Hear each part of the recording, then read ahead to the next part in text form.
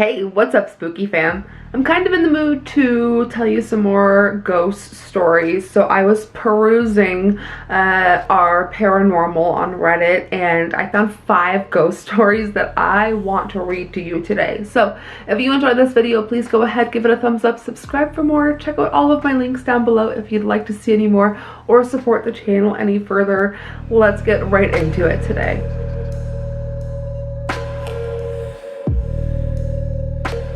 This first story is called Regarding the Superstition of Broken Mirrors. And this Reddit user, this is under Debunk This. This Reddit user shares, yesterday at work, me and a coworker were painting a wall. He removed the mirror and put them on the floor. After we painted the wall, he put them back on the wall and I saw the 2 small pieces were missing on the edges of the mirror. He said they were broken before. I turned on the vacuum cleaner and heard something get sucked in, and I'm scared it was a piece of the mirror laying on the floor. Personally, I can't remember damaging the mirror, but maybe I sucked in a piece of it. So my question is, despite the fact that I did not damage it, will I still get cursed with bad luck for sucking in a small piece of it? This case is very specific and I have no idea what rules apply here. And for those who broke a mirror in the past, what were your 7 years like? I heard some say they experienced a bad luck streak, but I'm not sure if it simply is confirmation bias. 7 years is a long time span. I just think this is a paranoid person. I feel like I would be worried because as the great Michael Scott said, I am not superstitious, I am only a little stitious, and unfortunately mirrors is something that mirrors are like a thing that I'm a little superstitious about, mostly because I feel like when you put 2 mirrors that face each other, this sounds wild, I feel like it is like portal behavior. We went to a restaurant a little while ago and there were 2 mirrors. There was more than 2, but there was like 2 facing each other and I just got bad juju walking in there. I did not like that. I also just want to highlight that one of the comments, someone said that perhaps when the superstition kind of arose, mirrors were very expensive and if you broke it, it was going to take you 7 years to pay it off. So I feel like that makes a little more sense. Up next, this is a question, and this Reddit user shares light switch turning on by itself. I live in my grandparents' house, neither live there anymore. The bedroom light has turned on by itself about 3 times now. Just spaced out at random times, but never overnight. My grandfather did die in the house 4 years ago.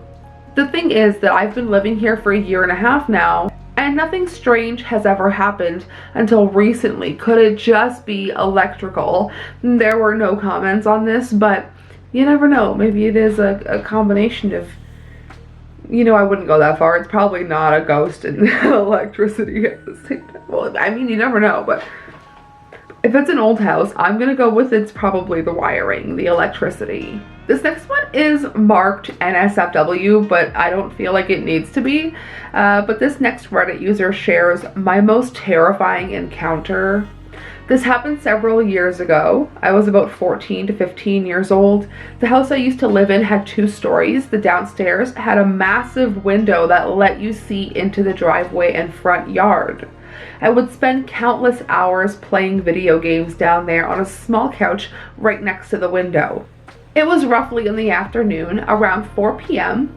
I was playing video games as I usually did when I got the urge to look outside my window, to my side. I'm not sure what exactly I saw, but it looked like some sort of black cloud was hovering right outside of the window. I was hit with a massive wave of dread and fear as I looked into this fog. I tried to yell out, but I couldn't. It felt like I was about to cry. The fear got the better of me, and all I could do was ball up on the couch and hope whatever it was at my window went away. I have never felt such intense fear in my life. My whole body was shaking. A few seconds passed and I looked up and the black cloud was gone. My fear washed away, but I felt sick. Never have I had this happen again. I've moved houses since then too. I really have no idea what I could have seen that evening.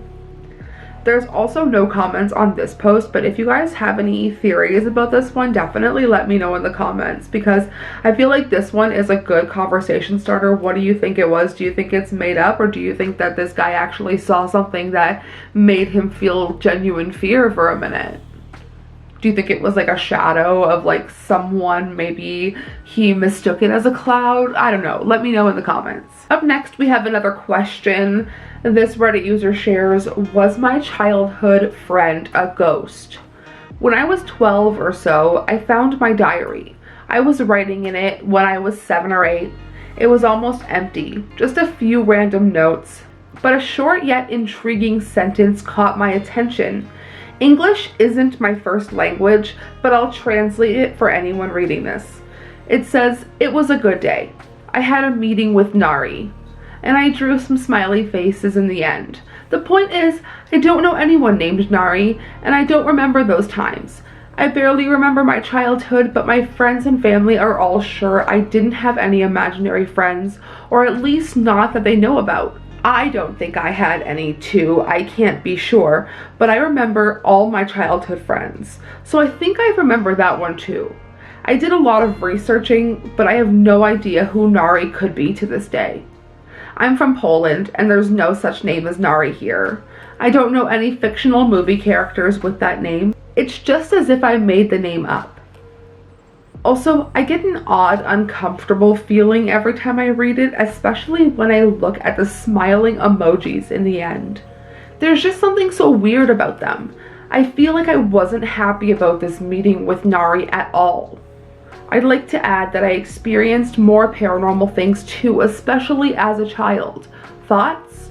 Maybe something similar happened to you. My mom likes to bring up all the time that when I was younger, I think I've mentioned this before, but I had an imaginary friend named Cynthia, and I don't believe that I ever experienced anything paranormal. I will be honest to you, I think I may have just been a lonely only child. But to this day, I still, like, I always try to unpack if I remember anything like paranormal happening, but I don't. And I don't think my mom does, so I'm gonna just chalk it up. That's really sad. I'm just gonna chalk it up to being a lonely kid. Alright, this last story here comes with a photo attached. This Reddit user shares, woke up with a handprint on my window. It's under unexplained. It's hard to see, but if you've seen a hand, assuming you have, you can tell what this is. Nobody had been outside except for my father, who left for work.